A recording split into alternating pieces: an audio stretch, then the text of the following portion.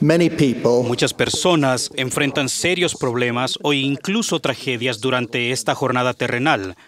Vemos ejemplos de pruebas y tribulaciones en todo el mundo. Nuestra alma se conmueve al ver imágenes de muerte, sufrimiento y desesperación. Vemos a los japoneses luchando contra la devastación que dejó un terremoto y maremoto.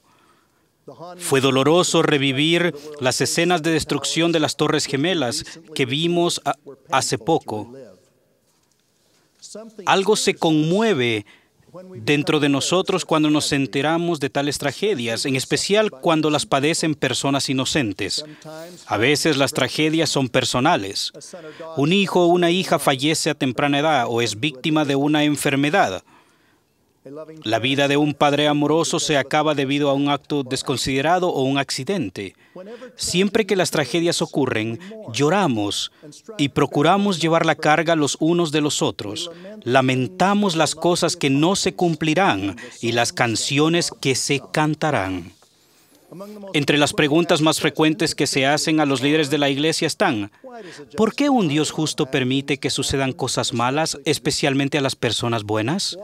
¿Por qué aquellos que son justos y están al servicio del Señor no son inmunes a tales tragedias?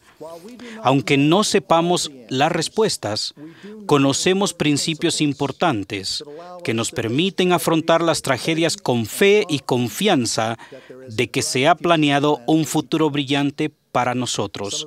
Algunos de los principios más importantes son: primero, tenemos un Padre Celestial que nos conoce, nos ama personalmente y entiende nuestro sufrimiento. Segundo, su Hijo Jesucristo es nuestro Salvador y Redentor. Su expiación no solamente proporciona la salvación y la exaltación, sino que compensará todas las injusticias de la vida. Tercero, el plan de felicidad del Padre para sus hijos incluye no solo la vida preterrenal y terrenal, sino que también la vida eterna, inclusive una grande y gloriosa reunión con aquellos que hemos perdido.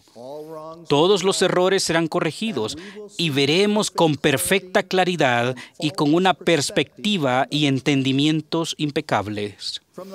La limitada perspectiva de aquellos que no tienen conocimiento, entendimiento ni fe en el plan del Padre, que solo ven el mundo a través de los lentes de la mortalidad, con guerras, violencia, enfermedad y maldad, esta vida puede parecer deprimente, caótica, injusta y sin sentido.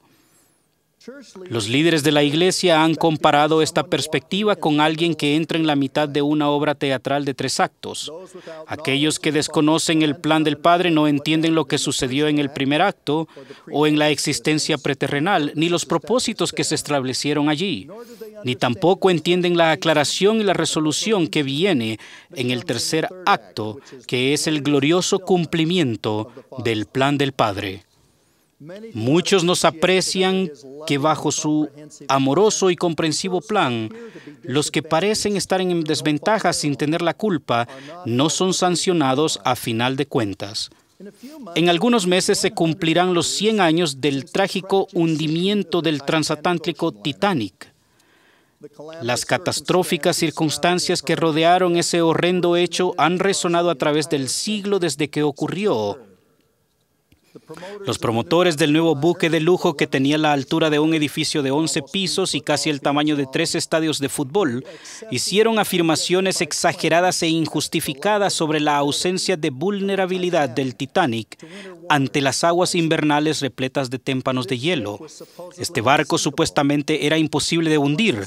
Sin embargo, cuando se sumió en el helado océano Atlántico, más de 1,500 almas perdieron sus vidas terrenales. En muchos sentidos, el hundimiento del Titanic es una metáfora de la vida y de muchos principios del Evangelio. Es un ejemplo perfecto de la dificultad de mirar solamente con el lente de esta vida mortal. La pérdida de vidas fue catastrófica en sus consecuencias, pero fue de carácter accidental. Con la masacre de las 2 guerras mundiales y con el reciente 10º aniversario de la destrucción de las Torres Gemelas, hemos visto en nuestra época la conmoción la agonía y los asuntos morales que rodean a los hechos derivados del mal uso del albedrío. Se llevan a cabo terribles repercusiones a familias, amigos y naciones como resultado de esas tragedias, independientemente de la causa. Con respecto al Titanic, se aprendieron lecciones sobre los peligros del orgullo, de viajar en aguas turbulentas, y que Dios no hace acepción de personas. Los afectados provenían de todo tipo de condiciones sociales. Algunos eran ricos y famosos como John Jacob Astor, pero también había trabajadores, inmigrantes, mujeres, niños y miembros de tripulación. Hubo por lo menos 2 conexiones de los santos de los últimos días con el Titanic. Ambas ilustran el desafío que implica entender las pruebas, las tribulaciones y las tragedias y descubrir la forma de sobrellevarlas. El primero es un ejemplo del estar agradecidos por las bendiciones que recibimos y los desafíos que evitamos. Se trata de Al Mazzoni, quien más tarde sirvió como autoridad general. Él era mi presidente de estaca cuando nací en Logan, Utah. Tuve mi entrevista para la misión con el Elder Sony. En esos días, todos los futuros misioneros eran entrevistados por una autoridad general. Él fue una gran influencia en mi vida. Cuando Alma era un joven, tenía un amigo que estaba menos activo en la iglesia que se llamaba Fred. Ellos tenían muchas conversaciones sobre el hecho de servir una misión y al final Al Mazzoni convenció a Fred para que se preparara y sirviera. Ambos fueron llamados a servir en la misión británica. Al término de sus misiones, el Elder Sony, secretario de la misión, hizo los arreglos para regresar a los Estados Unidos y compró boletos para viajar en el Titanic para él, Fred y 4 misioneros más que también habían terminado su misión. Cuando llegó la hora de viajar, por alguna razón Fred se retrasó. El Elder Sony canceló los 6 boletos para abordar el primer viaje del nuevo y lujoso transatlántico y compró los boletos para ir en otro barco el día siguiente. Los 4 misioneros que estaban entusiasmados para viajar en el Titanic expresaron su descontento. La respuesta del Elder Sony fue una paráfrasis del relato de José y sus hermanos en Egipto que se halla en Génesis. ¿Cómo volveremos a nuestras familias sin el joven?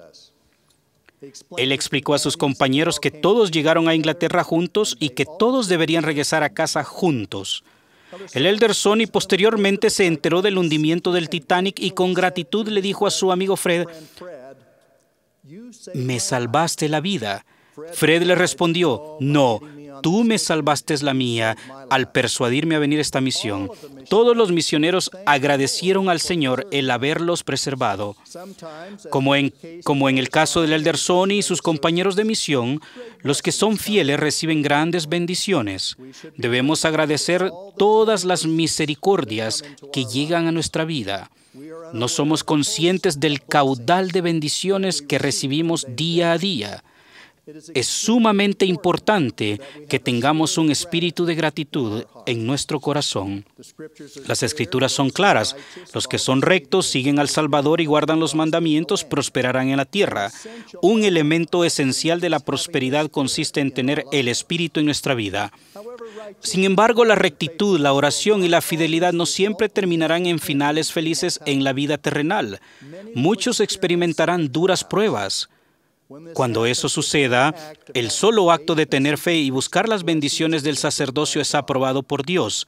El Señor ha declarado, «Los élderes serán llamados y orarán por ellos y les impondrán las manos en mi nombre. Y si murieren, morirán para mí. Y si vivieren, vivirán para mí». Resulta instructivo que la segunda conexión de los santos de los últimos días con el Titanic no tuvo un final feliz en la vida terrenal. Irene Corbett tenía 30 años. Era una joven esposa y madre de Provo, Utah, que tenía muchos talentos en el arte y la música, y también era maestra y enfermera. Ante la demanda de profesionales médicos en Provo, ella asistió a un curso de partera de 6 meses en Londres. Su gran deseo era hacer una diferencia en el mundo. Ella era meticulosa, amable, devota y valiente. Una de las razones por la que escogió el Titanic para regresar a los Estados Unidos fue porque pensó que los misioneros estarían viajando con ella y que eso le brindaría una protección adicional.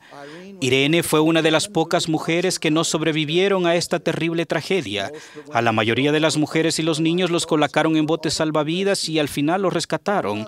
No había suficientes botes salvavidas para todos, pero se cree que ella no llegó a los botes salvavidas porque debido a su capacitación especial estaba atendiendo las necesidades de muchos pasajeros que resultaron heridos en la colisión con el témpano de hielo. Existen muchas clases de retos. Algunos nos brindan experiencias necesarias. Los resultados favorables en esta vida no son evidencias de la falta de fe o de alguna imperfección del plan de nuestro Padre en los cielos. El fuego purificador es real y las cualidades de carácter y rectitud que se forjan en el horno de la aflicción nos perfeccionan, nos purifican y nos preparan para encontrarnos con Dios. Mientras el profeta José Smith se hallaba preso en la cárcel de Liberty, el Señor le declaró que podrían sobrevenir muchas calamidades a la humanidad. El Señor declaró en parte: si eres arrojado al abismo, si las bravas olas conspiran contra ti, si el viento huracanado se hace tu enemigo y todos los elementos se combinan para obstruir la vía, todas estas cosas te servirán de experiencia y serán para tu bien. El Señor concluyó su instrucción así: tus días son conocidos y tus años no serán acortados. No temas, pues porque Dios estará contigo para siempre jamás. Algunos desafíos son el resultado del albedrío de los demás. El albedrío es esencial para el desarrollo y el crecimiento espiritual personal. La mala conducta es un elemento del albedrío. El capitán Moroni explicó esta doctrina tan importante. El Señor permite que los justos sean muertos para que su justicia y juicios sobrevengan a los malos. Él dejó claro que los fieles no están perdidos, sino que entran en el reposo del Señor su Dios. Los malvados serán responsables de las atrocidades que cometan. Otros desafíos provienen de la desobediencia a las leyes de Dios. Los problemas de salud derivados del cigarrillo, alcohol o abuso de drogas son sorprendentes. También es común caer preso por delitos relacionados al alcohol y las drogas. La incidencia de divorcios a causa de infidelidad es también significativa. Muchas de esas pruebas y tribulaciones podrían evitarse mediante la obediencia a las leyes de Dios. Mi querido presidente de misión, el elder Marion D. Hunks, quien falleció en agosto, nos pidió como misioneros que memorizáramos una declaración para resistir a los desafíos de la vida. No existe ninguna posibilidad, suerte ni destino que pueda evitar, impedir o controlar la firme resolución de un alma decidida. Él reconocía que eso no se aplica a todos los desafíos que encontramos, pero sí se aplica a los asuntos espirituales. He apreciado su consejo en mi vida. Una de las razones que ocasionó la terrible pérdida de las vidas en el Titanic es que no había suficientes botes salvavidas. Independientemente de las pruebas que afrontemos en esta vida, la expiación del Salvador proporciona botes salvavidas para todos. Para los que piensan que las pruebas que enfrentan no son justas, la expiación compensa todas las injusticias de la vida. El evitar pensar demasiado en las oportunidades que se perdieron en esta vida constituye un reto particular para los que han perdido a seres queridos. A menudo los que mueren prematuramente han demostrado capacidades, intereses y talentos significativos. Con nuestro entendimiento limitado, lamentamos las cosas que no se podrán realizar y las canciones que nunca se cantarán. Eso se ha descrito como morir con la música por dentro.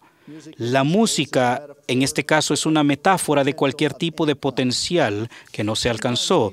A veces las personas han tenido una preparación significativa, pero no han tenido la oportunidad de ponerla en práctica en la vida. Uno de los poemas clásicos más citados, Elegía, escrita en un cementerio de la aldea, de Thomas Gray, refleja tales oportunidades perdidas.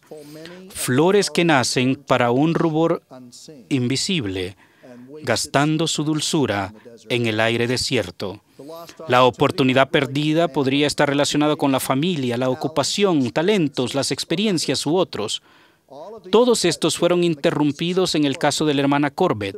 Había canciones que ella no pudo entonar y potencial que no pudo alcanzar en esta vida terrenal.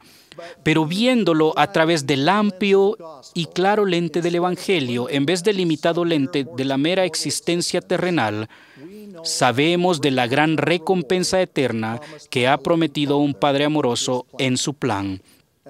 Como el apóstol Pablo enseñó, cosas que ojo no vio, ni oído oyó, ni han subido al corazón del hombre, son las que Dios ha preparado para aquellos que le aman. Un verso de un hermoso himno en inglés nos brinda consuelo, solaz y una visión clara. Y Jesús, al escuchar, puede oír las canciones que no puedo cantar. El Salvador dijo: consuélense, pues vuestros corazones, quedaos tranquilos y sabed que yo soy Dios. Tenemos su promesa de que cantaremos con nuestros hijos cantos de gozo sempiterno. En el nombre de Jesucristo, nuestro Salvador. Amén.